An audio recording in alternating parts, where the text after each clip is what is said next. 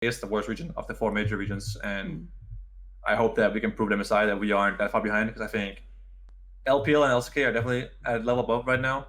LPL has crazy good mechanics, and LCK has much better consistency. You see these throws happening in LCS, LPL, and LSE, but in Korea, it's rare that the best team throws when they're ahead. Like, you don't see Damwon throwing their leads when they're winning. That's really rare, right? But Damwon also has good mechanics in every role, so that's why.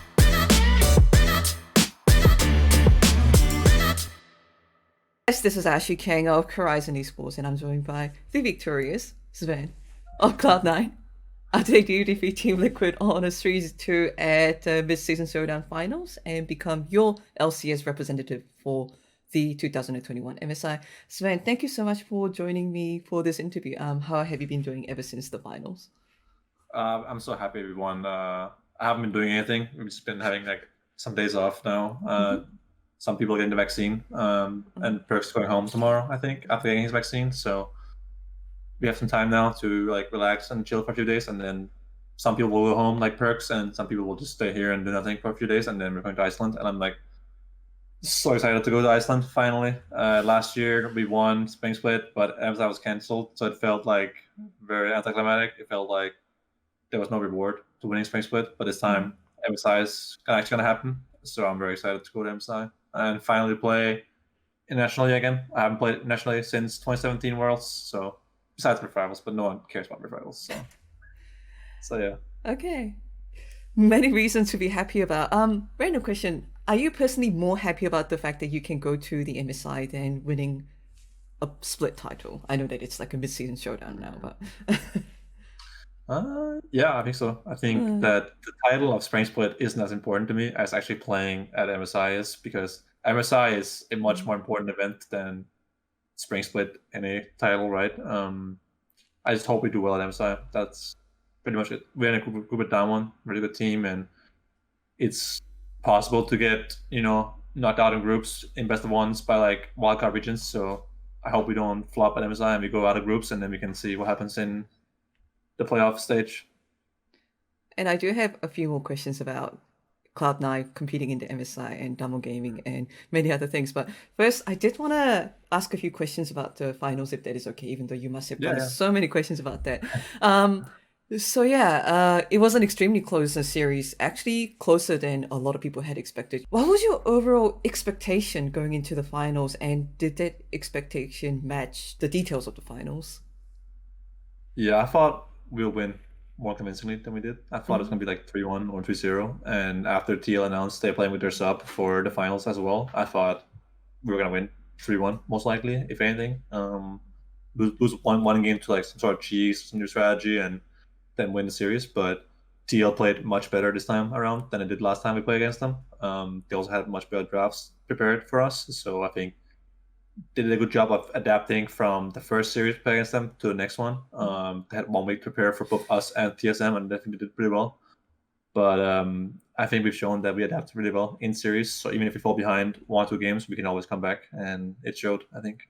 Also think we played better as the series went on than they did. I think in game 4 and 5, it showed that they were getting tired or whatever, and they were losing fights they shouldn't lose, and getting outplayed mechanically, and yeah. Felt like we kind of like outscaled physically or mentally in a way. I don't know how to explain it. One thing that I did notice was that every single game, Cloud9 managed to, I think it was every single game, first blood Alfari, and it seemed to be like a very direct strategy from the Cloud9 side to shut down Alfari, who is deemed by the carry of Team Liquid. Can you tell me more about the strategy, and do you think that Team Liquid could also have adapted against this strategy? It actually wasn't like a strategy we planned per se. It was just like, it just happened that Alfari plays very aggressive almost always, and not everyone ganks him, or usually he gets covered by Santorin. But Blabber just saw opportunities to gank him every single game and a whole series where he's playing too far up or playing way too aggressively against Fudge. And Alfari often picks 4 lane as well. He picks Gnar or something into tanks, right? And looks to trade all the time and play aggressive. And he gets punished by junglers a lot. So it wasn't really something we like talked about, like ganking him all game or every series, ganking him all the time. It's just like, yeah, Blabber's gonna clear his camps, look top. Oh, this guy's playing aggressive, so I'm gonna gank him. And it just happened every game that he got first blooded. And it was kind of funny how he died every single game, and then in game 5 he gets cheesed. So I think definitely a big, weakness of his is dying to ganks. I think that he's a great laner, and his numbers, stats show that he's a great laner, but he dies to ganks too much, I think, and that's something Blabber exploited, I think, in this series.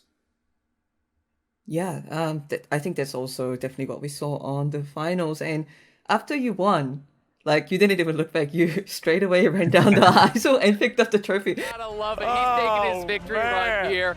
He wants that trophy. Get out of his way. It's his. He lifts the trophy, and the man next to him, Perks, will now join him. I did want to ask what happened there. I mean, I was excited because I haven't played on LAN or like on stage for a whole year now because of quarantine and COVID and all that, right? So it was nice to be out of jail for once, right? And it was a 5-game series, and we were down 2-1, and it was really close in game 4. And game 5, I was playing super well, and it was against TL, who, had that one game against TL 2 years ago in the spring finals. It was against this TL, and Jensen and Coach J were on that team as well. So it felt like a lot of emotions came up in that final, and I played really well in the last game. So I was super excited to win a trophy again. And this time, MSI isn't canceled, and we all know about it. So it made it feel so much more like rewarding, right? So I just felt super excited and a lot of adrenaline and just emotions, adrenaline, excitement. It just didn't feel like holding back. So. One thing I did want to ask, I know that everyone's like pushing the whole, Cloud9 versus Team Liquid rivalry, etc., etc. Everyone loves narratives, but something that came to my mind when I saw that is earlier in the year, I actually had a chance to talk to Cole JJ from Team Liquid, and he actually said that he was actually glad that there are 2 super teams on paper coming into the LCS 2021, because he felt like, he felt like having 2 competitive teams to scrim against, to challenge one another on a stage, really helped boost the overall level of not only those teams, but the whole league. Would you agree with that statement? And can you tell me how the rivalry with Team Liquid impacted? For sure. I think it's similar to Fnatic 2 in EU, where having more than one good team is really important because it keeps the best team getting even better. And I think we scrim TL every single week we can.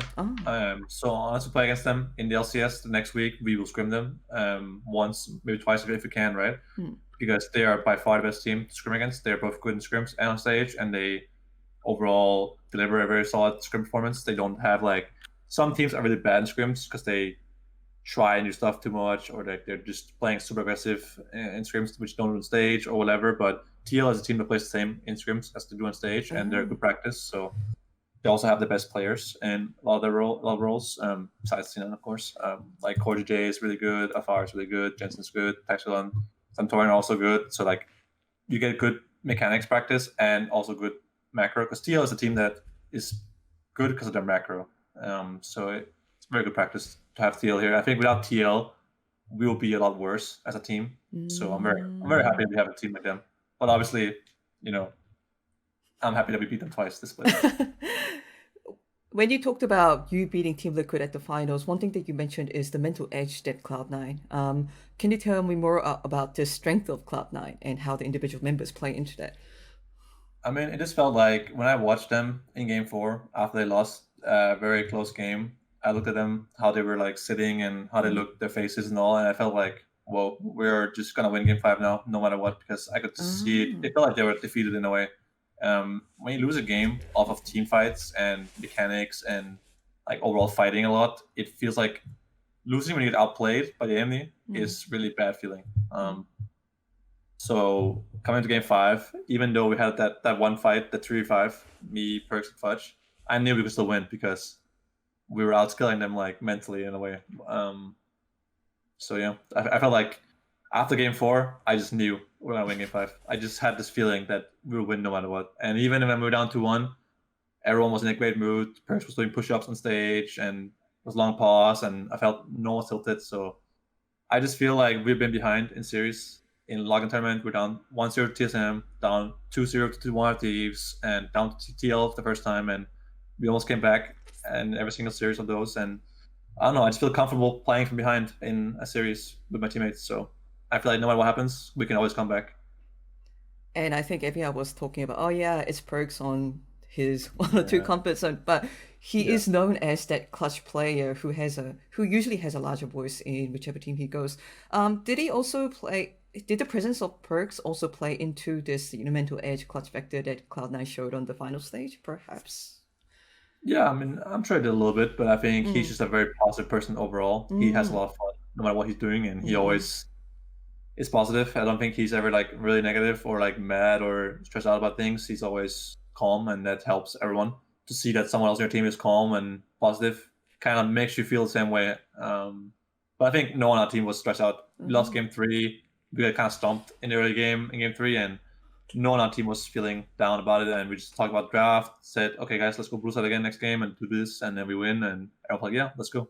And Perks obviously helps with that, but I don't think he's the main reason. It's just a team thing that everyone knows. We've been down in series before, down 1-0, down 2-0, and we came back before, and we can do it again. So I felt very confident. And that confidence will take Cloud9 to MSI. So what are your overall expectations of this Cloud9 facing other international teams? I don't know all teams at MSI yet. We only know like 6 teams or 7 teams. But I do know we're in a group with that one, so your group has LJL, LLA, the representative, and Damo Gaming and yourself. Yeah. I still don't know who the teams are from those regions, the LLA and the other one.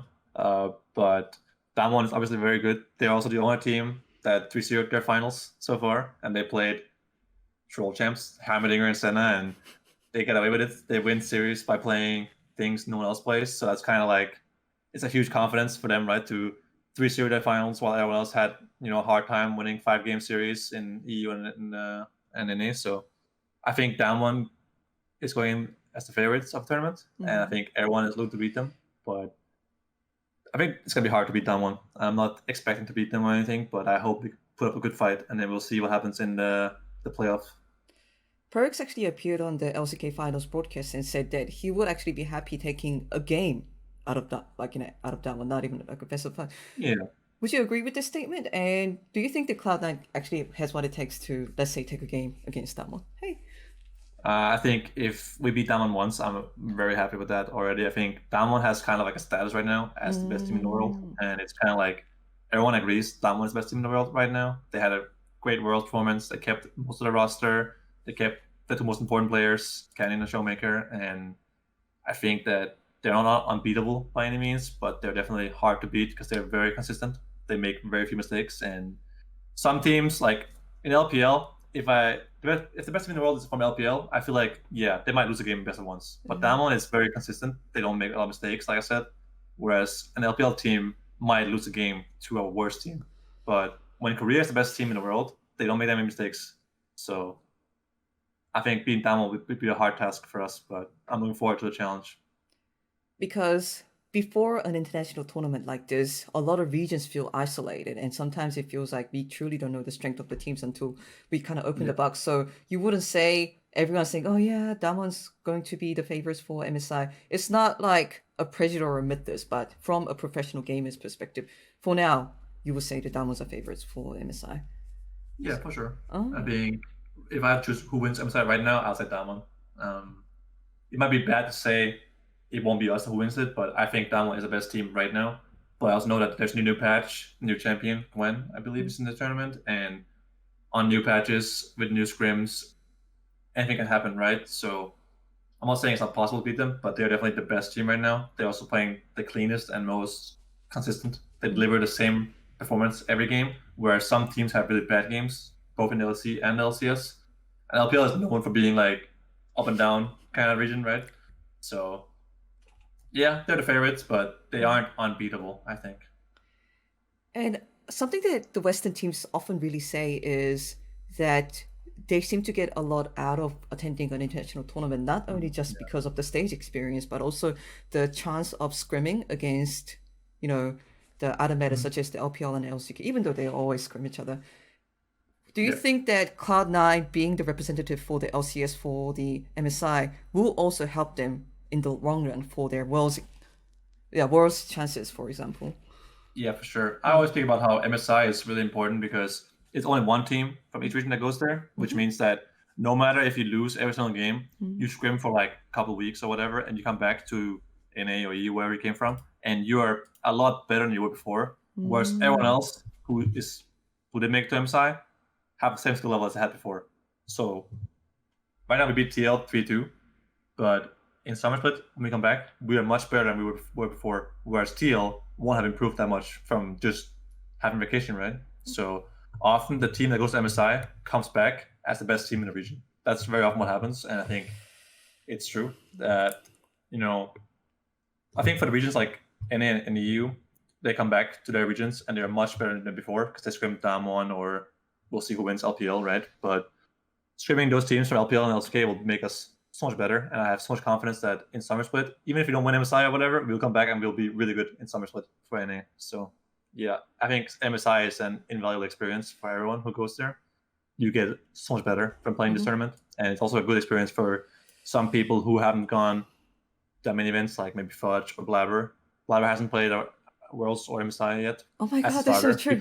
He was a sub for C9 at Worlds. He played like a game here or there, but being a starter is different, right? So MSI has a lot of games as well. No matter how many, if you lose every game, it's a lot of games. So I think it's a good experience for us as a team, and I'm looking very much forward to it.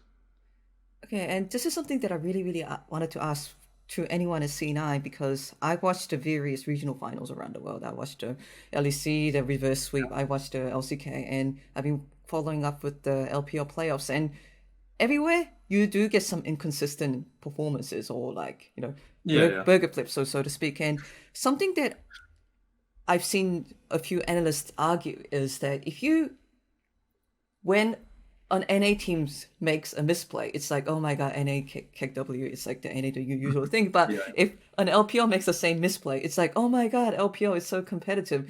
Do you think that NA is a bit underrated right now? Because what I saw at the mid-season showdown finals was actually quite a competitive performance. I do think NA is a bit underrated, but it's deserved. NA is the worst mid-region of the four, so there's that. But I also do think that a lot of people criticize NA just because it's NA, right? Like, if you showed a game of LPL with no name tags and told them, like, this is a good game, like, no, they're just A-ramming, right? And it's actually Korea. Oh, actually, it's LPL. But if you see, like, the names from NA, you're like, haha, NA is a bad region, lul, right? There's a lot of that, for sure. There's things that happen in NA, happens everywhere else as well, and people are like, this is so bad. Why? Because it's NA. I know, that doesn't make any sense. So NA gets a lot of criticism for no reason, but NA is the worst region of the four major regions, and I hope that we can prove to MSI that we aren't that far behind, because I think LPL and LCK are definitely at a level above right now. LPL has crazy good mechanics, and LCK has much better consistency. You see these throws happening in LCS, LPL, and LSE, but in Korea, it's rare that the best team throws when they're ahead. Like, you don't see Damwon throwing their leads when they're winning. That's really rare, right? But Damwon also has good mechanics in every role. So that's why I think they're the best team in the tournament. Whereas I think teams like Mad Lions, C9, and whoever wins LPL can be beaten, even if they're ahead. And in best of ones, anything can happen. So, okay. Yeah. I will definitely look forward to MSI, and I'm even more excited now. Yeah, me too. I wish I was in Iceland, but it's what it is. Thank you so much for this conversation, Zven. I really appreciate it. One last question. Is there anything that you want to say to possibly the teams that you'll be facing MSI, possibly to the international fans that you'll be showing? I never played against Scarcity or Ghost, but I do think that Ghost is a player that doesn't get enough appreciation from fans in the West, at least. I don't know about the East, but I think he's a pretty good player, but doesn't get enough appreciation because his mid and jungler are just too insane. So I'm looking forward to playing him. I haven't played against him before. I haven't played against Carsey either, because I played in NA when Carsey joined the LEC. So I'm looking forward to playing against some new faces from regions I'm familiar with playing against. So I think MSI is going to be really fun. I'm looking forward to playing Mad Lions and that one. And maybe some Heimerdinger supports from Barrel. that I'm not looking forward for, but... Okay, once again, thank you so much for this interview, and best of luck for the MSI. Really appreciate it. Thank you. Bye. Bye-bye.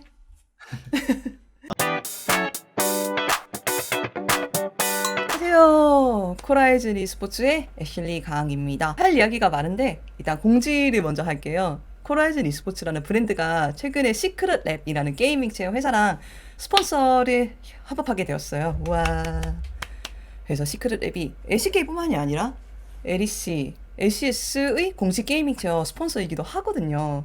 그래서 제가 이때까지 코라이즌 e스포츠를 1인 미디어로 운영을 하고 있었는데 이때까지 쉬운 일은 아니었고, 그런데 이렇게 시크릿 랩과 같이 큰 스폰서가 들어온다는 것은 제가 고마운 일이 뿐만이 아니라 계속 코라이즌 e스포츠를 운영하고 또 확장할 수 있는 계기가 되었거든요. 여러분이 이때까지 제가 올리는 코라이즌이 올리는 인터뷰를 재미있게 시청하고 계셨다면 유튜브 설명란에 있는 아래 링크를 따라가셔서 시크릿 랩에 어떤 물건이 있나 둘러보시기만 해도 좋을 것 같아요. 왜? 만약 구매를 하신다면은 저 역시 마진도 떨어지고 좋고, 저도 스폰서십을 통해서 앞으로도 지속해서 2021년 내내 더 많은 컨텐츠를 만들 수 있을 것 같으니까 코라이즌 e스포츠 그리고 시크릿 랩 많은 사랑과 관심 가져주시면 정말 감사할 것 같습니다.